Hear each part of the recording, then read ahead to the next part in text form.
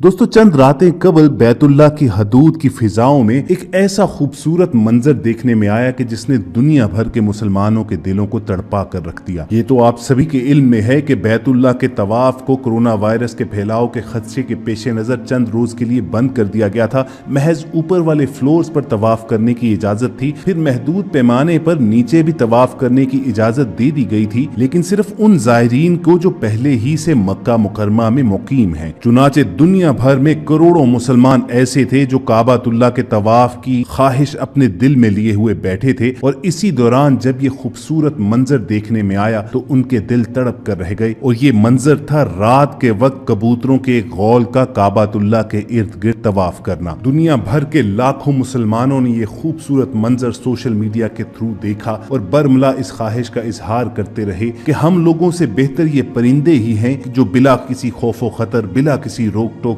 काबातुल्लाह के इर्द गिर्द चक्कर लगा रहे हैं और अपनी मोहब्बत का इजहार कर रहे हैं। अब ख्वातीन हज़रात, ऐन मुमकिन है बहुत से दोस्त ये कहें कि काबातुल्लाह के इर्द गिर्द तो हर दफा कबूतर चक्कर ही लगाते रहते हैं, और इस वीडियो में ऐसी क्या खास बात है। तो आपको ये बताएं कि कबूतर का शुमार उन परिंदों में किया जाता है जिसका नाइट विजन तकरीबन 0 होता है, यानी उन्हें रात के अंधेरे में दिखाई नहीं देता। चुनाचे आपने अक्सर नोट किया होगा कि रात के वक्त कबूतर कभी नहीं उड़ा करते, सिवाय इस सूरत के कि या तो वो किसी चीज से डर जाएं या कोई उन्हें तंग करे। लेकिन ऐसी सिचुएशन में भी वो एक जगह से उड़कर दूसरी जगह जाकर बैठ जाते हैं। अब इसे काबातुल्लाह की हदूद की करामत कहिए, मौजज़ा कहिए, या कुदरत का एक करिश्मा कह दीजिए कि दिखाए जाने वाले मनाजिर में रात के अंधेरे के वक्त काबातुल्लाह के इर्द गिर्द कबूतर एक गौल की सूरत में चक्कर काटते हुए नजर आ रहे थे। अब अगर हरम शरीफ के इन कबूतरों को किसी ने डरा कर या सता कर उड़ाया भी होता तो ये परिंदा अपनी फितरत के ऐन मुताबिक एक जगह से उड़कर दूसरी जगह जाकर बैठ जाता। लेकिन काबा का इस अंदाज में तवाफ करना कुछ और ही बताता है। हम सब के देखने और सुनने वालों से हम जानना चाहेंगे कि आप इस वीडियो के देखने के बाद क्या राय रखते हैं। कमेंट सेक्शन में हमें अपने जवाब से जरूर आगाह